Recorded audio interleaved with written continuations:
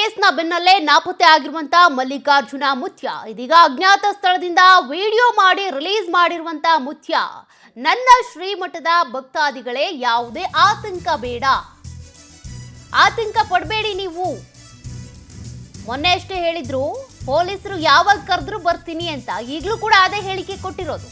ಆದ್ರೆ ಆಸಾಮಿ ನಾಪತ್ತೆ. ಮಠದಲ್ಲಿ ಸಾಮೂಹಿಕ ಮದುವೆ ಹಿನ್ನೆಲೆ ಕಾರ್ಡ್ ಕೊಡೋದಕ್ಕೆ ಅಂತ ಬಂದಿದ್ದೀನಿ. ಪೊಲೀಸ್ ಸಿಬ್ಬಂದಿ ಕರೆ ಮಾಡಿರುವ ಬಗ್ಗೆ ನನಗೆ ಮಾಹಿತಿ ಸಿಕ್ಕಿದೆ. ಪೊಲೀಸರು ಯಾವಾಗ ಬಾ ಅಂತಾರೆ ಆಗ ಹೋಗೋದಕ್ಕೆ ಸಿದ್ಧನಿದ್ದೇನೆ. ಆತಂಕ ಪಡುವ ಭಯ ಇಲ್ಲ, ಅಂತ ವಿಷಯ ಏನು ಇಲ್ಲ ಅಂತೇಳಿ ಭಕ್ತರಿಗೆ ಮುತ್ಯ ಸಂದೇಶವನ್ನ ಕೊಟ್ಟಿರೋದು. ಮಲ್ಲಿಕಾರ್ಜುನ ಮುತ್ಯ ಪಾಕ್ಸೋ ಕೇಸ್ ದಾಖಲಾಗ್ತಾ ಇದ್ದಂತೆ ಈಗ ನಾಪತ್ತೆ ಆಗಿದ್ದಾರೆ. ಅದರ ಬೆನ್ನಲ್ಲೇ ಒಂದು ವಿಡಿಯೋ ಕೂಡ ರಿಲೀಸ್ ಮಾಡಿದ್ದಾರೆ.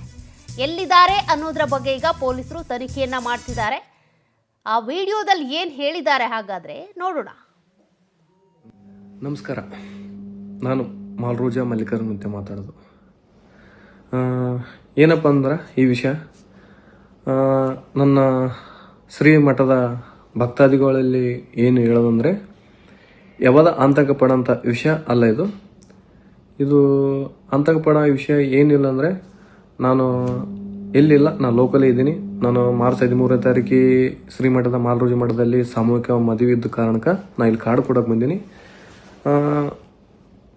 ಮಠಕ್ಕೆ ಪೊಲೀಸ್ ಸಿಬ್ಬಂದಿ ಕರೆ ನೀಡ್ಯಾರಂತ ಕೇಳಿಬಿಟ್ಟೆ. ನಾನು ಖಂಡಿತವಾಗಿ ಅವರು ಯಾವಾಗ ಕರೆ ನೀಡ್ತಾರ, ಯಾವಾಗ ನನಗೆ ಬಾರಂತ ಕೇಳಿಬಿಟ್ಕೊಂತಾರ, ಖಂಡಿತವಾಗಿ ನಾನು ಅವ್ರ ಹತ್ರ ಹೋಗಿ ನಿಲ್ಲಕ್ಕೆ ನಾನು ಸಿದ್ಧನಾಗಿದ್ದೀನಿ.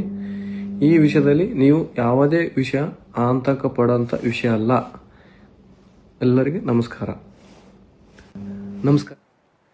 ಮತ್ತಷ್ಟು ಡೀಟೇಲ್ಸ್ ಕೊಡ್ತಾರೆ ಪ್ರತಿನಿಧಿ ಮಹೇಶ್. ಈಗ ಮಲ್ಲಿಕಾರ್ಜುನ್ ಮುತ್ಯಾಗೆ ಯಾವುದೇ ಭಯ ಇಲ್ಲ, ಆತಂಕ ಇಲ್ಲ ಅನ್ನೋದೇ ಆದ್ರೆ ಈಗ ನಾಪತ್ತೆ ಆಗಿದ್ಯಾಕೆ, ಎಲ್ಲಿಂದ ವಿಡಿಯೋ ಮಾಡಿ ಕಳಿಸಿದ್ದಾರೆ ಅನ್ನೋದ್ರ ಬಗ್ಗೆ ಏನಾದ್ರೂ ಪೊಲೀಸರಿಗೆ ಕ್ಲೂ ಸಿಕ್ಕಿದ್ಯಾ? ತನಿಖೆ ಹೇಗೆ ನಡೀತಾ ಇದೆ?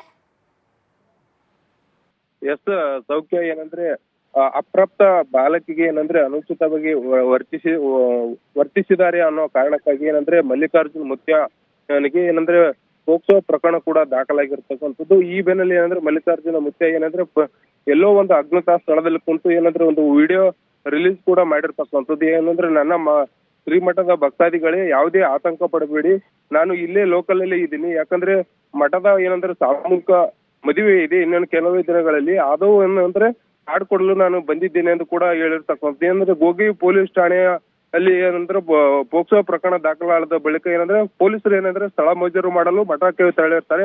ಅಲ್ಲಿ ಏನಂದ್ರೆ ಕೂಲಂಕುಷವಾಗಿ ಆ ರೂಮಿನಲ್ಲಿ ಏನೇನು ನಡೆದಿತ್ತು ಮತ್ತೆ ಸಂಪೂರ್ಣವಾಗಿ ಅಲ್ಲಿ ಕೆಲಸದ ಆಯಮ್ಮಗಳು ಅವರು ಎಲ್ಲರನ್ನು ಕೂಡ ಅಲ್ಲಿ ಇರ್ತಕ್ಕಂಥ ಭಕ್ತಾದಿಗಳನ್ನು ಕೂಡ ವಿಚಾರಿಸಿದ ಬಳಿಕ ಏನಂದ್ರೆ ಈಗಾಗಲೇ ಮುತ್ಯ ಹೇಳ್ತಾರೆ, ನಾನು ಖಂಡಿತವಾಗಿಯೂ ಪೊಲೀಸರಿಗೆ ಬಂದ್ರೆ ಬರ್ತೀನಿ, ಯಾಕಂದ್ರೆ ನಾನು ಇಲ್ಲೇ ಇದ್ದೀನಿ, ನಾನು ಎಲ್ಗೂ ಹೋಗಿಲ್ಲ ಅಂತ ಕೂಡ ಯಾರು ಈ ವಿಷಯದ ಬಗ್ಗೆ ಆತಂಕ ಪಡಬೇಡಿ, ಇದೇನು ದೊಡ್ಡ ವಿಚಾರ ಅಲ್ಲ ಅಂತ ಕೂಡ ವಿಡಿಯೋದಲ್ಲಿ ಹೇಳಿರ್ತಕ್ಕಂಥ. ಏನಂದ್ರೆ ಸ್ಪಷ್ಟವಾಗಿ ಪೊಲೀಸರು ಈಗಾಗಲೇ ಪ್ರಕರಣ ದಾಖಲಿಸಿಕೊಂಡು ಆರೋಪಿಯನ್ನ ಬೆನ್ನತ್ತಿದ್ದಾರೆ.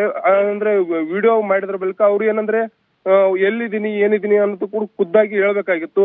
ಆದ್ರೆ ಎಲ್ಲೋ ಒಂದು ಕಡೆ ಪೊಲೀಸರು ನಾನು ಎಲ್ಲಿದ್ದೀನಿ ಅಂದ್ರೆ ಅಲ್ಲಿಗೆ ಬಂದು ಅರೆಸ್ಟ್ ಮಾಡ್ತಾರ ಎಂಬ ಭೀತಿಯಲ್ಲೂ ಕೂಡ ಅವರು ಸ್ಪಷ್ಟವಾದ ಒಂದು ಮಾಹಿತಿಯನ್ನು ಕೂಡ ಬಿಟ್ಕೊಡದೇ ಇರೋದು ಕುತೂಹಲಕಾರಿ ಕೇಳಿಸಿರ್ತಕ್ಕಂಥದ್ದು. ಅದರ ಜೊತೆಗೆ ಈಗಾಗಲೇ ಮಠದಲ್ಲಿ ಕೂಡ ಏನಂದ್ರೆ ಪರ ವಿರೋಧ ಕೂಡ ವ್ಯಕ್ತವಾಗ್ತಕ್ಕಂಥದ್ದು. ಅಂದ್ರೆ ಮಠದ ಭಕ್ತಾದಿಗಳು ಮುತ್ಯರು ಯಾವುದೇ ರೀತಿಯ ತಪ್ಪು ಕೂಡ ಮಾಡಿಲ್ಲ, ಅವರು ಏನಂದ್ರೆ ಬರ್ಬೇಕು, ನಾವೇನಂದ್ರೆ SP ಕಚೇರಿಗೆ ಹೋಗಿ ನಾವು ಮುತ್ಯರ ಪರವಾಗಿ ಕೂಡ ದೂರು ದಾಖಲು ಮಾಡ್ತೀವಿ ಅಂತ ಕೂಡ ಭಕ್ತರು ಹೇಳಿರ್ತಕ್ಕಂಥದ್ದು. ಸೌಖ್ಯ. ಓಕೆ, ಥ್ಯಾಂಕ್ ಯು ಮಹೇಶ್ ಮಾಹಿತಿಗೆ.